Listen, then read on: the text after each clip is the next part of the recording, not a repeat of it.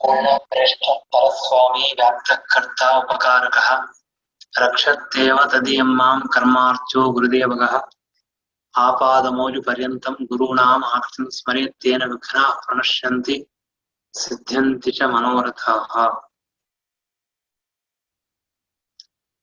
4ನೇ ಅಧ್ಯಾಯದ ಮೊದಲನೇ ಶ್ಲೋಕ. ನಿಜಪೂರ್ಣ ಸುಖಾಮಿತ ಬೋಧತನುಃ ಪರಶಕ್ತಿರನಂತ ಗುಣಃ ಪರಮಃ ಅಜರಾಮರಣ ಸಕಲಾರ್ತಿಹರಃ ಕಮಲಾಪತಿರೀಡ್ಯತಮೋವತು ನಃ. ಶ್ರೀಮದಾಚಾರ್ಯರು ಪರಮಾತ್ಮನ ಅಪಾರವಾದ ಮಹಿಮೆಯನ್ನ ನಾನಾ ವಿಧವಾಗಿರತಕ್ಕಂತಹ ಗ್ರಂಥಗಳಲ್ಲಿ, ವೇದಗಳಲ್ಲಿ, ಉಪನಿಷತ್ತುಗಳಲ್ಲಿ, ಪುರಾಣ, ಮಹಾಭಾರತ ಅಲ್ಲಿ ಪರಮಾತ್ಮನ ಅನೇಕ ಮಹಿಮೆಗಳನ್ನ ಹೇಳಿದ್ದಾರೆ.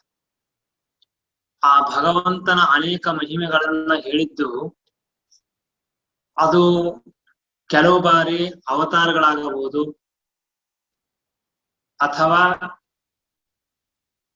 ಅವನ ಬೇರೆ ಬೇರೆ ಸೃಷ್ಟಿ ಸ್ಥಿತಿ ಲಯಗಳನ್ನ ಹೇಳ್ತಾರೆ, ರೂಪಗಳನ್ನು ಹೇಳಿದ್ದಾರೆ.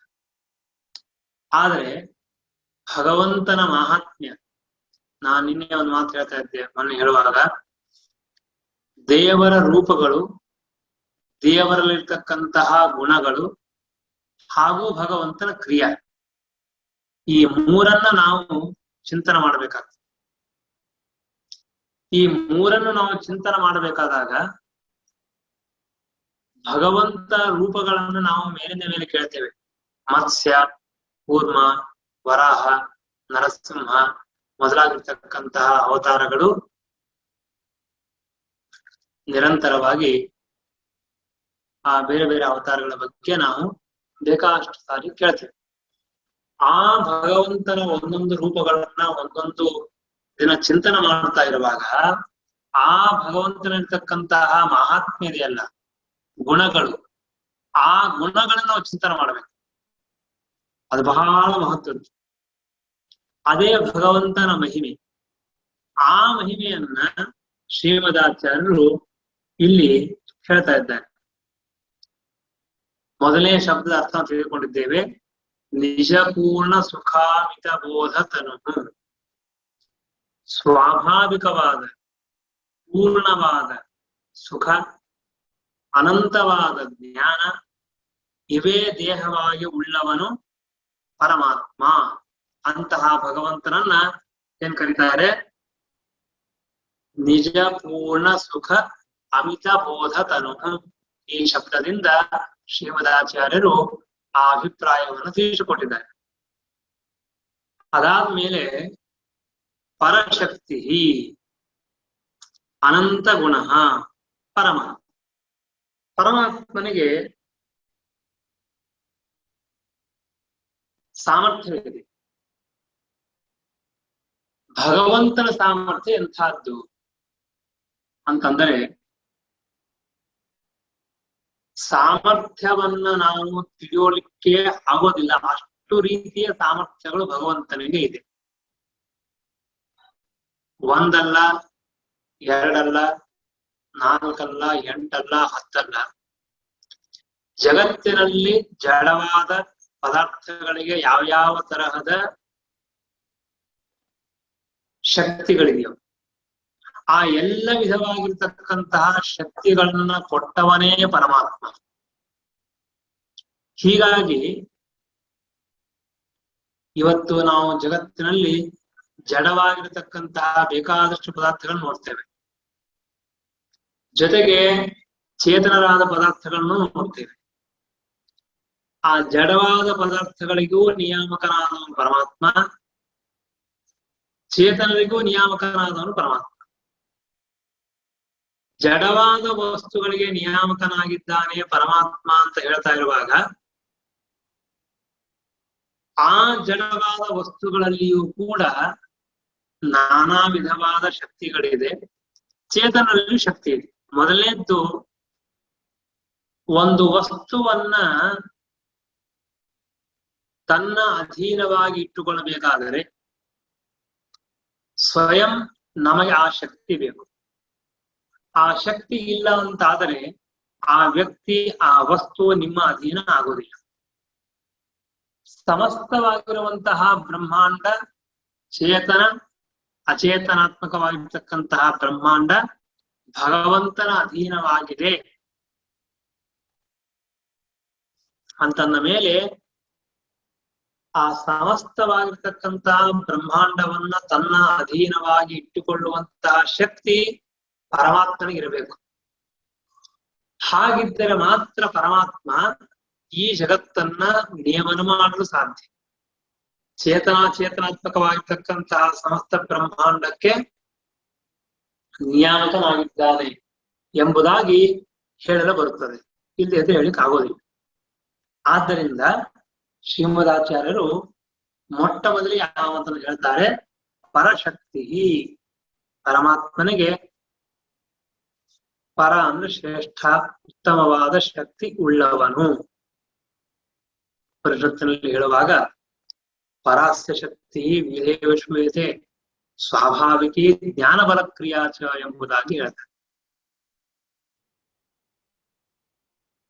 ಭಗವಂತನಿಗೆ ನಾನಾ ವಿಧವಾಗಿರ್ತಕ್ಕಂತಹ ಶಕ್ತಿಗಳಿದೆ, ಅದು ಸ್ವಾಭಾವಿಕವಾಗಿದೆ. ವಿವಿಧಾಯ ವಶುಭೂಯತೆ ಸ್ವಾಭಾವಿಕಿ ಜ್ಞಾನ ಬಲ ಕ್ರಿಯಾಚ. ಆ ಭಗವಂತನ ಜ್ಞಾನ, ಭಗವಂತನ ಬಲ, ಭಗವಂತನ ಕ್ರಿಯಾ ಎಲ್ಲವೂ ಸ್ವಾಭಾವಿಕ, ಎಲ್ಲವೂ ನಿತ್ಯ. ಯಾವುದು ಅನಿತ್ಯವಲ್ಲ ಅಂತಲ್ಲ, ಎಲ್ಲವೂ ನಿತ್ಯವಾಗಿರ್ತಕ್ಕಂಥದ್ದು. ಹೀಗಾಗಿ ನಾವು ಜಗತ್ತಿನಲ್ಲಿ ನೋಡ್ತಕ್ಕಂತಹ ಪದಾರ್ಥಗಳಲ್ಲಿ ಏನೇನು ಶಕ್ತಿಗಳನ್ನು ನೋಡ್ತೇವೆ. ಈಗ ಉದಾಹರಣೆ ಹೇಳ್ಬೇಕು ಅಂತಂದ್ರೆ, ಕಬ್ಬಿಣ ಗಟ್ಟಿಯಾಗಿರ್ತದೆ. ಎಷ್ಟು ಗಟ್ಟಿಯಾಗಿರ್ತದೆ? ಭಾರಿ ಗಟ್ಟಿಯಾಗಿರ್ತದೆ. ನೀವು ನೋಡ್ತೀರಿ, ಏನ್ ಆಶ್ಚರ್ಯ ಅಂದ್ರೆ, ಎಷ್ಟು ಅಂತಸ್ತಿನ ಬಿಲ್ಡಿಂಗ್ಗಳು, ಎಂತೆಂತ ಬ್ರಿಡ್ಜ್ಗಳು, ಎಂತೆಂತ ಏನೇನೋ ಕಟ್ತಾರೆ. ಅದಕ್ಕೆಲ್ಲ ಪ್ರಧಾನವಾಗಿ ಆಧಾರವಾಗಿರ್ತಕ್ಕಂತಹದ್ದು ಯಾವುದು ಅಂದ್ರೆ ಕಬ್ಬಿಣ. ಕಬ್ಬಿಣ ಇಲ್ಲ ಅಂತ ಆದರೆ ಏನೂ ಇಲ್ಲ, ಏನೂ ಕೆಲಸ ನಡೆಯೋದಿಲ್ಲ. ಎಲ್ಲದಕ್ಕೂ ಬೇಕಾಗಿರ್ತಕ್ಕಂತಹದ್ದು ಕಬ್ಬಿಣ. ಹೀಗಾಗಿ ಆ ಕಬ್ಬಿಣದಲ್ಲಿರ್ತಕ್ಕಂತಹ ವಿಚಿತ್ರವಾದ ಶಕ್ತಿ, ಆ ಶಕ್ತಿ ಭಗವಂತ ಕೊಟ್ಟಿದ್ದಾನೆ. ಕಲ್ಲಿಗೆ ಒಂದು ಶಕ್ತಿ ಇದೆ, ಉಸುಕಿಗೆ ಒಂದು ಶಕ್ತಿ ಇದೆ, ಬೆಂಕಿಗೆ ಒಂದು ಶಕ್ತಿ ಇದೆ, ನೀರಿಗೊಂದು ಶಕ್ತಿ ಇದೆ. ಇದೆಲ್ಲ ವಿಚಿತ್ರ ಏನಂದ್ರೆ, ಜಡವಾದ ಪದಾರ್ಥಗಳಲ್ಲಿ ನಾನಾ ತರಹದ ಶಕ್ತಿಗಳುಂಟು. ಇವಾಗ ಹಣ್ಣುಗಳಿವೆ, ಪಲ್ಯಕಾಯಿಗಳಿದೆ, ಹಾಲಿದೆ, ಮೊಸರಿದೆ, ತುಪ್ಪ ಅಂತ ಹೇಳ್ತೀವಿ, ಇಲ್ಲ ಗಿಡ ಮರಗಳಿದೆ, ಎಷ್ಟು ತರಹದ ಪಶು ಪಕ್ಷಿ ಪ್ರಾಣಿಗಳಿದೆ. ನಮಗೆ ಅನಿಸ್ತದೆ ಈ ಪಶು ಪಕ್ಷಿ ಪ್ರಾಣಿಗಳೆಲ್ಲ ವೇಸ್ಟ್ ಅಂತ ಅನಿಸ್ತದೆ. ಆದರೆ ಭಗವಂತನ ಸೃಷ್ಟಿಯಲ್ಲಿ ಯಾವುದೂ ವ್ಯರ್ಥ ಇಲ್ಲ. ಎಷ್ಟು ಸಣ್ಣ ಸಣ್ಣ ಹುಳಗಳು, ಇರುವೆಗಳು, ಆಮೇಲೆ ಇನ್ನೇನೋ ಕ್ರಿಮಿಕೀಟಗಳು, ಇದೆಲ್ಲ ಯಾಕಿದೆ ಅಂತ ನಮಗ್ ಅನಿಸ್ತದೆ. ಆದ್ರೆ ಇವತ್ತಿನ ಸೈನ್ಸ್ ನಿಜವಾಗಿ ನೋಡಿದ್ರೆ, ನಾವೆಲ್ಲ ಸಿಟಿ ಒಳಗಿದ್ದೀವಿ, ನಾವು ಹುಳನೂ ಗೊತ್ತಿಲ್ಲ, ಅದನ್ನೂ ಗೊತ್ತಿಲ್ಲ, ಆತರ ಇರ್ತೀವಿ. ಆದ್ರೆ ಯಾರು ಹೊಲದಲ್ಲಿ ಕೆಲಸ ಮಾಡ್ತಾರೆ, ಅದನ್ನೇ ಪ್ರತ್ಯೇಕವಾಗಿ ರಿಸರ್ಚ್ ಮಾಡ್ತಾ ಇದ್ದಾರೆ. ಅವ್ರಿಗೆಲ್ಲ ಗೊತ್ತಾಗ್ತಾ ಇದೆ ಏನಂತಂದ್ರೆ, ಎಷ್ಟೋ ಹುಳಗಳು ಇಡೋದ್ರಿಂದಲೇನೆ ಮನುಷ್ಯನಿಗೆ ಬದುಕಿದೆ, ಆಹಾರ ಚೆನ್ನಾಗಿ ಸಿಗತ್ತೆ, ಇಲ್ಲೇನು ಬದುಕ್ಲಿಕ್ಕೆ ಆಗೋದಿಲ್ಲ. ಆ ತರಹ ವಿಚಿತ್ರವಾಗಿ ಇದೆ. ನಾನೊಂದು ಸೈನ್ಸ್ ಪುಸ್ತಕ ಯಾವ್ದೋ ಒಂದು ಓದ್ತಾ ಇದ್ದೆ, ಬೇಕಾದಷ್ಟು ಇವತ್ತಂತೂ ನ್ಯೂಸ್ ಇದೆ, ಬೇಕಾದಷ್ಟು ಇದೆ. ಈ ಜೇನ್ ಹುಳ ಇದೆಯಲ್ಲ, ಜೇನ್ ಹುಳ, ಅದು ಇರ್ಬೇಕು. ಇವತ್ತು ಬೇಕಾದಷ್ಟು ಬೆಳೆಸ್ತಾರೆ, ಅದಕ್ಕೆ ಏನಾದ್ರು ಸ್ವಾಭಾವಿಕವಾಗಿ ಮಾಡೋದು ಬೇರೆ. ಅದಿಲ್ಲ ಅಂತ ಆದ್ರೆ ಮನುಷ್ಯ ಬದುಕಲಿಕ್ಕಿಲ್ಲ ಅಂತ ಅಂತಾರೆ. ಅತಿ ವಿಚಿತ್ರವಾಗುತ್ತೆ, ಯಾಕೆ ಆಶ್ಚರ್ಯವಾಯ್ತದೆ.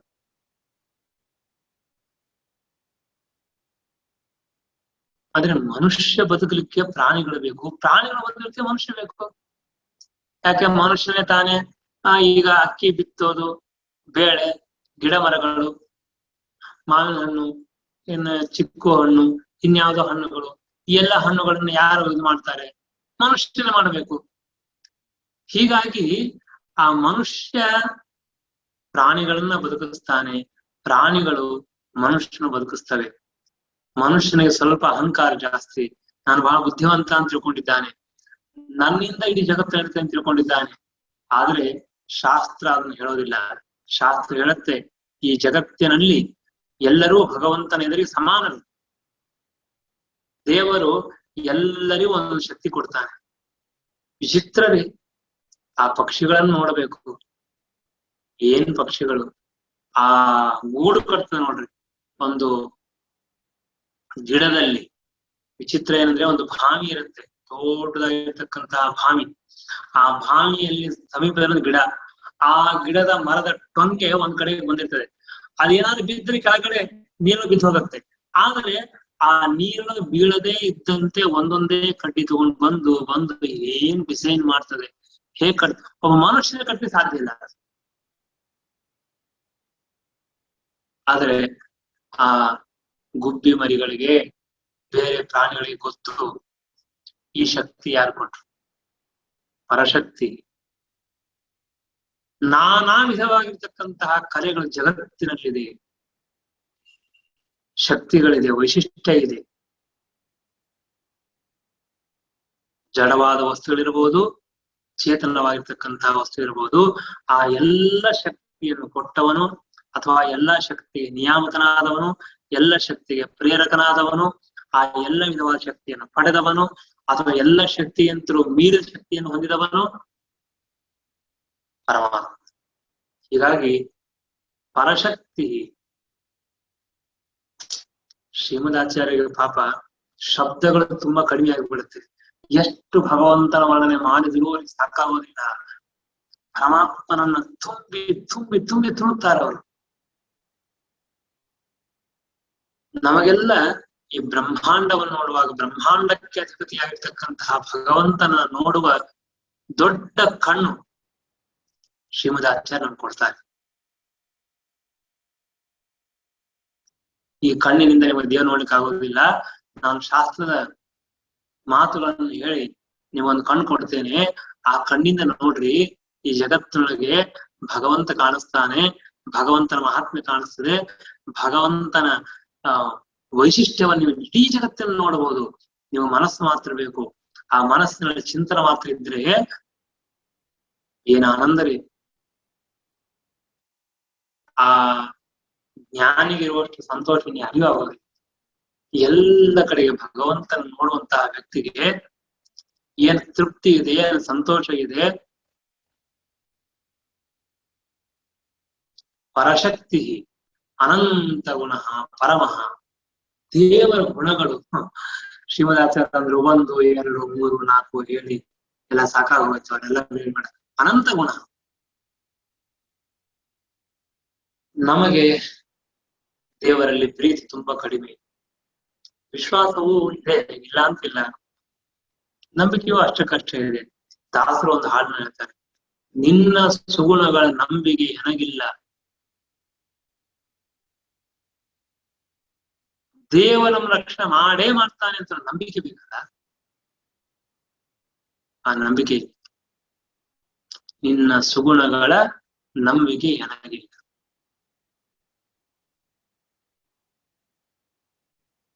ಭಗವಂತನ ಗುಣಗಳನ್ನ ತಿಳಿಬೇಕು. ನಾವು ಮನುಷ್ಯರಿರ್ತಕ್ಕಂತಹ ಗುಣಗಳನ್ನೇ ತಿಳಿಯಕ್ಕೆ ಯಾರಿಲ್ಲ, ದೇವರ ಗುಣ ಹೋಗ್ರಿ. ಮನುಷ್ಯನ ದೋಷ ಬಿಟ್ಟು ಕಾಣಿಸ್ತಲ್ಲ, ಬಿಟ್ಬಿಡೋಣ. ದೇವರ ಗುಣ ತಿಳ್ಕೊಳ್ಳೋಣ ಅಂದ್ರೆ ಒಂದೊಂದಾಗಿ ಒಂದೊಂದಾಗಿ ಒಂದೊಂದಾಗಿ ದೇವರಲ್ಲಿ ಆ ಗುಣಗಳನ್ನ ಚಿಂತನ ಮಾಡುವ ಒಂದು ಕ್ರಮ ಇಟ್ಕೋಬೇಕು. ಭಗವಂತನಿಗೆ ಎಷ್ಟು ಗುಣಗಳಿದೆ, ನಾವು ಅನಂತ ಗುಣ ಅಂತ ಶಬ್ದದಿಂದ ಹೇಳ್ತೀವಿ, ಬೇಡ ಅದು ಬೇಡ. ನಾವು ಒಂದೇ ಒಂದು ತಿಂದ್ರೆ ಸಾಕು. ಒಂದೇ ಒಂದು, 2, 4, 5 ಯಾವುದೋ ಒಂದು ಚಿಂತನೆ ಮಾಡ್ಬೇಕು. ಆದ್ರೆ ಅದು ನಮ್ಮ ಮನಸ್ಸಿಗೆ ಬರಬೇಕು, ನಮ್ಮ ಒಳಗೆ ಬರಬೇಕು. ದೇವರನ್ನು ನೋಡುವಾಗ ದೇವರ ಜೊತೆಗೆ ಆ ಗುಣ ಕಾಣಬೇಕು.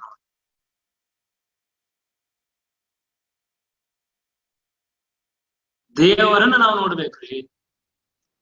ತುಂಬಾ ಮನಸ್ಸಿಗೆ ಬೇಜಾರಾಗತ್ತೆ. ನಾವೆಲ್ಲ ಕೃಷ್ಣನ ಮೂರ್ತಿ ನೋಡ್ತೇವೆ, ಕಲ್ಲಿನ ಮೂರ್ತಿ ನೋಡ್ತೇವೆ, ಸಾಲಿಗ್ರಾಮ ನೋಡ್ತೇವೆ. ಅದು ನೋಡೋ ತಪ್ಪು ಅಂತ ಹೇಳ್ತಿಲ್ಲ ನಾನು. ಅಷ್ಟು ಮಾತ್ರ ನೋಡೋದು. ದೇವರು ನಮ್ಗೆ ಕೊಟ್ಟಿಲ್ಲ, ಇನ್ನು ಹೆಚ್ಚು ಕೊಟ್ಟಿದ್ದಾನೆ. ಕಲ್ಲು ದೇವರಲ್ಲ, ಪ್ರತಿಮೆ ದೇವರಲ್ಲ, ಗ್ರಂಥಗಳು ದೇವರಲ್ಲ, ಯಾವ ಬ್ರಾಹ್ಮಣರು ಆಚಾರ್ಯರು ಗುರುಗಳು ದೇವರಲ್ಲ. ಹಾಗಾದ್ರೆ ಅವರೊಳಗೆ ದೇವರಿದ್ದಾನೆ. ಆ ದೇವರನ್ನು ಕಾಣಿ, ಆ ದೇವರನ್ನು ನೋಡಿ, ಆ ದೇವರ ಸ್ತೋತ್ರ ಮಾಡ್ರಿ. ವಾಯುದೇವರಿದ್ದಾರೆ, ಲಕ್ಷ್ಮೀ ದೇವಿ ಇದ್ದಾಳೆ. ಚೈತನ್ಯಮಯನಾಗಿರ್ತಕ್ಕಂತಹ ನಮ್ಮ ಸ್ವಾಮಿ ಸೂರ್ಯ ಪ್ರಕಾಶ, ಅಷ್ಟು ಪ್ರಕಾಶ. ದೇವರ ಒಂದೊಂದು ಗುಣ ಅದಕ್ಕೆ ಪ್ರಕಾಶ. ಏನು ಪ್ರಕಾಶ ದೇವರದು! ಎಷ್ಟು ಬೆಳಕಿದೆ ಅಂದ್ರೆ ನಮ್ಮ ಕಣ್ಣಿಗೆ ನೋಡ್ಲಿಕ್ಕೆ ಸಾಧ್ಯ, ಅಷ್ಟು ಪ್ರಕಾಶ ಇದೆ. ಆದರೂ ದೇವರು ನಮ್ಮ ಕಣ್ಣಿಗೆ ಕಾಣಿಸ್ತಾನೆ. ಸೂರ್ಯನಂತೆ ಕಣ್ಣಿಗೆ ಕಾಣಿಸ್ದೆ ದೂರ ಹೋಗೋದಿಲ್ಲ. ಸೂರ್ಯನಷ್ಟು ಪ್ರಕಾಶ ಇದೆ, ಚಂದ್ರನಂತೆ ಶಾಂತನಾಗಿದ್ದಾನೆ, ಅಷ್ಟು ಪ್ರಕಾಶವೂ ಇದೆ. ಅಂತಹ ಭಗವಂತ ನಮ್ಮ ಕಣ್ಣಿಗೆ ಕಾಣಿಸ್ಬೇಕು, ನಮಗೆ ದರ್ಶನ ಆಗಬೇಕು.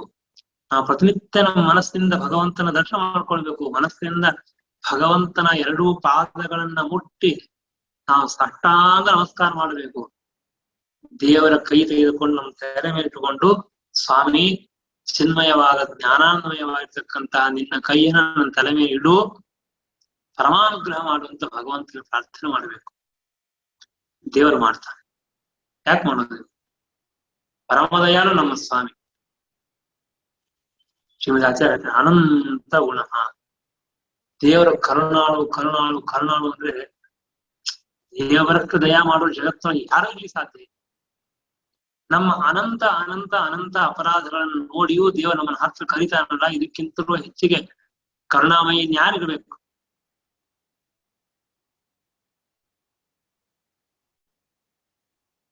ನನ್ನ ಮನೆಯಲ್ಲಿರುವಂತಹ ಒಬ್ಬ ವ್ಯಕ್ತಿ, ನಮ್ಮ ಹೆಂಡತಿ, ನಮ್ಮ ಮಕ್ಕಳೇ ಏನಾದ್ರೂ ತಪ್ಪು ಮಾಡಿದ್ರೆ, ಅವ್ರು ನನ್ನ ವಿರುದ್ಧವಾಗಿ ನಡೆದ್ರೆ, ನಮ್ಮ ಮನಸ್ಸಿಗೆ ಅಸಮಾಧಾನ ಮಾಡಿದ್ರೆ ನಾವು ನೋಡೋದಿಲ್ಲ. 2 ದಿವಸ ಮಾತಾಡ್ಸೋದಿಲ್ಲ ನಾವು.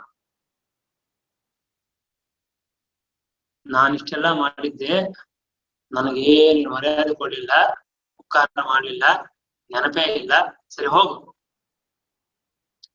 ಅಂತ ನಾವು ದೂರ ಇಡ್ತೇವೆ. ಇಂತಹ ಮನುಷ್ಯರು ನಾವು. ಭಗವಂತ ನಮ್ಮನ್ನ ಎಷ್ಟು ದೂರ ಇಡಬೇಕು ಪಾಪ. ದೇವರು ಎಷ್ಟು ನಮಗೆ ಅನುಗ್ರಹ ಮಾಡಿದ್ದಾನೆ, ದೇವರು ಎಷ್ಟು ಅನುಗ್ರಹ ಮಾಡಿದ್ದಾನೆ ಅಷ್ಟು ನಾವು ದೇವರ ಸ್ಮರಣೆ ಮಾಡ್ತೀವ, ದೇವರ ಗುಣಗಳನ್ನು ಚಿಂತನೆ ಮಾಡ್ತೀವ? ಮಾಡೋದಿಲ್ಲ. ಹಾಗಾದ್ರೆ ದೇವರು ಏನ್ ಮಾಡ್ಬೇಕು? ನಮ್ಮನ್ನು ದೂರ ಇಡಬೇಕು. ಆದ್ರೆ ದೂರ ಇಡೋದಿಲ್ಲ. ಅದೇ ಒಂದು ಗುಣ. ನಾನು ಅದಕ್ಕೆ ಒಂದೊಂದೇ ಗುಣ: ದಯಾಲು, ಪರಮ ದಯಾಲು, ಕ್ಷಮಾ ಸಮುದ್ರ. ಎಷ್ಟು ಸಹನ ಮಾಡ್ತಾನೆ, ಎಷ್ಟು ಕ್ಷಮ ಮಾಡ್ತಾನೆ, ಎಷ್ಟು ಅನಂತ ಅನಂತ ಅನಂತ ಅನಂತ ಅಪರಾಧಗಳು ಎದುರಿಗೆ ಕಾಣಿಸ್ತಾ ಇರುತ್ತೆ ನಮಗೆ. ನಮ್ಮ ಹಿಂದೆ ಎಷ್ಟು ಜನ ಬೈತಾರೆ, ಅದೇ ವ್ಯಕ್ತಿ ಎದುರು ಬಂದು ನಮಗೆ ಸ್ತೋತ್ರ ಮಾಡ್ತಾನೆ. ನನಗೆ ಗೊತ್ತಾಗೋದಿಲ್ಲ, ಅಯ್ಯೋ ಎಷ್ಟು ಒಳ್ಳೆಯವನು ಅಂತ ನಾನು ತಿಳ್ಕೊಂಡ್ಬಿಡ್ತೀನಿ. ದೇವರಿಗೆ ನಡೆಯೋದಿಲ್ಲ. ದೇವರಿಗೆ ನೀವು ಎದುರಿಗೆ ಬಂದು ಸ್ತೋತ್ರ ಮಾಡ್ರಿ, 10 ನಿಮಿಷ ಹಿಂದೆ ಹೋಗಿ ಬೈರಿ. ಬೈದಿದ್ದು ಗೊತ್ತು, ಸ್ತೋತ್ರ ಮಾಡೋದು ಗೊತ್ತು. 2 ಗೊತ್ತಿದ್ರು ಕೂಡ ಪರಮಾತ್ಮ ನಮ್ಮನ್ನ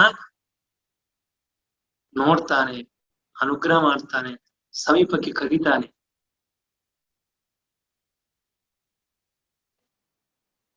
ಸಾಮಾನ್ಯವಾಗಿ ನಮ್ಮಲ್ಲಿ ಒಂದು ಗುಣ ಹೆಚ್ಚಾದ್ರೂ ನಾವು ಇನ್ನೊಬ್ರು ನೋಡೋದಿಲ್ಲ. ದೊಡ್ಡ ಅಧಿಕಾರ ಬಂದ್ಬಿಟ್ರೆ ನಾಳೆ ನೀನ್ಯಾರು ಅಂತ ನಾವು ಹೇಳ್ತೀವಿ. ಶ್ರೀಮಂತರಾಗಿ ಬಿಟ್ರೆ ಕೋಟಿ ಕೋಟಿ ಸಾವಿರ ಸಾವಿರ ಕೋಟಿ ಹಣ ಬಂದ್ಬಿಡ್ತು ಅಂದ್ರೆ ಕೆಳಗೆ ನಾವು ನೋಡೋದೇ ಇಲ್ಲ. ದೇವರಿಗೆ ಅಧಿಕಾರ ಕಡಿಮೆ ಇದೆಯಾ? ಸರ್ವೋತ್ತಮ ಸ್ವಾಮಿ. ನಮ್ಮ ಸ್ವಾಮಿ ಸರ್ವೋತ್ತಮ. ಲಕ್ಷ್ಮಿ, ಬ್ರಹ್ಮ, ರುದ್ರ ಮೊದಲಾದ ದೇವತೆಗಳು ಎದುರು ನಿಂತು ಕೈ ಮುಟ್ಕೊಂಡು ನಿಂತಿರ್ತಾರೆ. ನಾರಾಯಣ ಅಂತ ಭಗವಂತನ ಸ್ತೋತ್ರ ಮಾಡ್ತಾ ಎದುರಿಗೆ ಆ ದೇವರನ್ನ ಕಾಯ್ತಾ ನಿಂತಿರ್ತಾರೆ. ಅಂತಹ ಮಹಾನುಭಾವರು ನಾವೆಲ್ಲಿಯವರು. ಇಂತಹ ಭಗವಂತ ನಮ್ಮನ್ನ ಯಾಕೆ ನೋಡ್ಬೇಕು, ನಮ್ಮನ್ನ ಯಾಕೆ ಮಾತಾಡಿಸ್ಬೇಕು, ನಮ್ಮ ಸ್ತೋತ್ರವನ್ನು ಯಾಕೆ ಕೇಳಬೇಕು? ಏನೋ ಅವಶ್ಯಕತೆ ಇಲ್ಲ ದೇವರಿಗೆ. ಆದರೆ ಪರಮಾತ್ಮ ನಮ್ಮ ಸ್ತೋತ್ರವನ್ನು ಕೇಳ್ತಾನೆ, ನಾವು ಮಾಡಿದ ನೈವೇದ್ಯವನ್ನು ಸ್ವೀಕಾರ ಮಾಡ್ತಾನೆ. ತುಂಬಾ ಸರಳನಾಗಿದ್ದ ನಮ್ಮ ದೇವರು. ಆಮೇಲೆ ನಮ್ಮ ದೇವರು ಅಂತ ಹೇಳಿ, ಯಾಕಂದ್ರೆ ನಮಗೆಲ್ಲ ನನ್ನ ಮಗ ಅಂತ ನಾವೆಲ್ಲ ಹೇಳ್ಕೊಳ್ತೀವ್ರಿ, ನಮ್ಮ ಹೆಂಡತಿ ಅಂತ ಹೇಳ್ತೀವಿ, ನಮ್ಮ ತಂದೆ ತಾಯಿ ಅಂತ ಹೇಳ್ತೀವಿ, ನಮ್ಮ ಬಂಧು ಬಳಗ ಅಂತ ಹೇಳ್ತೀವಿ. ನಮ್ಮ ದೇವರು ಅಂತ ಯಾರು ಹೇಳೋದೇ ಇಲ್ಲ ನಾವು. ಶ್ರೀಕೃಷ್ಣ ನಮ್ಮ ಶ್ರೀಕೃಷ್ಣ, ನರಸಿಂಹ ನಮ್ಮ ಶ್ರೀಕೃಷ್ಣ, ನಮ್ಮ ದೇವರು. ಯಾಕೆ ಆ ಪರಮಾತ್ಮನ ನನ್ನವರು ನಾವು ತಿಳ್ಕೋಬಾರದು? ಎಷ್ಟು ವಿಚಿತ್ರ ಅಂದ್ರೆ, ನಾವು ಭಗವಂತನ ನಮ್ಮವರು ಅಂತ ತಿಳ್ಕೊಳ್ಳಿದ್ರು ಕೂಡ ದೇವರು ಮಾತ್ರ ನಮ್ಮನ್ನ ಎಲ್ಲ ಸ್ವೀಕಾರ ಮಾಡ್ತಾನೆ. ಬಾರಪ್ಪ ನಿಮ್ಗೆ ಅನುಗ್ರಹ ಮಾಡ್ತೀವಿ. ಬಿಂಬರೂಪಿಯಾಗಿತ್ತು ಪ್ರತಿ ಕ್ಷಣ ನಮ್ಮ ಸಲುವಾಗಿ ದೇವರು ಮಾಡುವಷ್ಟು ಕೆಲಸ ಜಗತ್ತಿನಲ್ಲಿ ಯಾರು ಮಾಡೋದಿಲ್ಲ. ಯಾರು ಮಾಡೋದಿಲ್ಲ. ನಮ್ಮ ಹೆಂಡತಿ, ಮಕ್ಕಳು, ಶಿಷ್ಯಂದ್ರು, ಬಂಧು ಬಳಗ ಯಾರು ಸಾಧ್ಯನೇ ಇಲ್ಲ. ನಮ್ಮಲ್ಲಿ ಒಂದು ಕೈ ಎತ್ತಬೇಕಾದ್ರೆ 1000 ಕೆಲಸ ಆಗುತ್ತೆ, ಮಾತಾಡ್ಬೇಕಾದ್ರೆ 1000 ಕೆಲಸ ಆಗುತ್ತದೆ, ನೋಡ್ಬೇಕಾದ್ರೆ 1000 ನರನಾಡಿಗಳಲ್ಲಿ ಕೆಲಸವಾಗುತ್ತೆ. ಎಷ್ಟು ಸೆಲ್ಸ್ ಗಳು ಕೆಲಸ ಮಾಡುತ್ತೇವೆ, ಎಷ್ಟು ನಮ್ಮಲ್ಲಿ ನರ್ವ್ಸ್ ಕೆಲಸ ಆಗತ್ತೆ, ಮೈಂಡ್ ಸೆಟಪ್ ಎಷ್ಟು ಚೆನ್ನಾಗಿರುತ್ತೆ, ಬ್ರೈನ್ ಒಳಗೆ ಕೆಲಸ ಆಗ್ತದೆ, ಎಷ್ಟು ಫಾಸ್ಟ್ ಆಗ್ತದೆ, ಎಷ್ಟು ಎಲ್ಲ ಇದೆ. ಇದೆಲ್ಲ ಯಾರು ಮಾಡ್ಬೇಕು? ಯಾಕೆ ಮಾಡ್ಬೇಕು? ವಿಚಿತ್ರ ಏನು ಅಂದ್ರೆ, ಸರಿ ದೇವರೇ ಮಾಡಿಸ್ತಾನೆ, ಸಂತೋಷ, ದೇವರು ಯಾಕೆ ಮಾಡಿಸ್ಬೇಕು ಅಂತ ಅನ್ನೋ ಪ್ರಶ್ನೆಗೆ ಯಾರಾದ್ರೂ ಉತ್ತರ ಹೇಳಕ್ ಸಾಧ್ಯ ಇದೆಯಾ? ಯಾರು ಹೇಳಕ್ ಸಾಧ್ಯ ಇಲ್ಲ.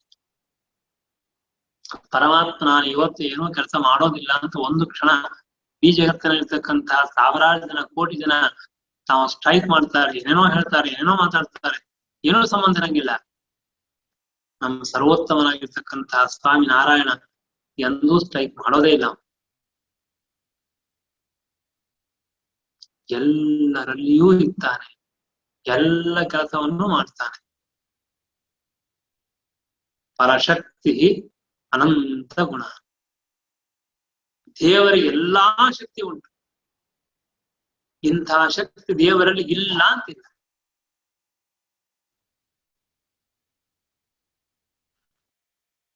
ಅಂತಹ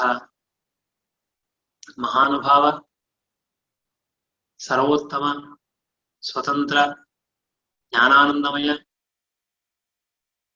ಸರ್ವಶಕ್ತ ಆ ಭಗವಂತನನ್ನ ನಾವು ಕೃಷ್ಣ, ವೇದವ್ಯಾಸ, ನರಸಿಂಹ, ಧನ್ವಂತರಿ, ಹಯಗ್ರೀವ, ಕಪಿಲ, ದತ್ತಾತ್ರೇಯ, ಕೂರ್ಮ, ವರಾಹ, ಎಷ್ಟೆಷ್ಟು ಭಗವಂತನ ರೂಪಗಳಿದೆಯೋ ನಿಧಾನವಾಗಿ, ಸಾವಧಾನವಾಗಿ, ಸಾವಕಾಶವಾಗಿ ನಮ್ಮ ಮನಸ್ಸಿನಲ್ಲಿ ಆ ಪರಮಾತ್ಮನ ಒಂದೊಂದು ರೂಪಗಳನ್ನು ಚಿಂತನೆ ಮಾಡಿ, ಪರಮಾತ್ಮ ಎಷ್ಟು ನಮ್ಮ ಮೇಲೆ ದಯ ಮಾಡಿದ್ದಾನೆ, ಎಂತಹ ದಯ ಮಾಡಿದ್ದಾನೆ, ಎಷ್ಟು ಶಕ್ತನಾಗಿದ್ದಾನೆ ಅಂತ ದೇವರ ಒಂದೊಂದು ಗುಣಗಳನ್ನು ಚಿಂತನೆ ಮಾಡುವುದು ದೊಡ್ಡ ಭಾಗ್ಯ.